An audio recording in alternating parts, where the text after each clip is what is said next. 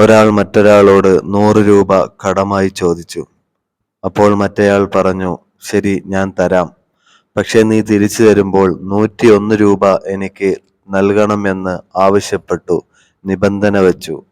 അങ്ങനെ ഒന്നാമൻ അത് സമ്മതിച്ചു. അങ്ങനെ രണ്ടുപേരും തമ്മിൽ ഇടപാട് നടന്നു. നാളുകൾക്ക് ശേഷം ഒന്നാമത്തെയാൾ 101 രൂപ രണ്ടാമത്തെ വ്യക്തിക്ക് നൽകുകയാണ്. അപ്പോൾ രണ്ടാമത്തെ വ്യക്തി പറഞ്ഞു, വേണ്ട, 1 രൂപ ഇപ്പോൾ തരേണ്ടതില്ല, അത് ഞാൻ ക്ഷമിച്ചു.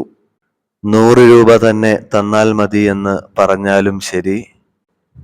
ഈ ഇടപാട് നടന്നത് പലിശാധിഷ്ഠിതമായ ഇടപാടാണ്. കാരണം ആദ്യം തന്നെ നിബന്ധന വെച്ചിട്ടാണ് ഇടപാട് തുടങ്ങിയത്.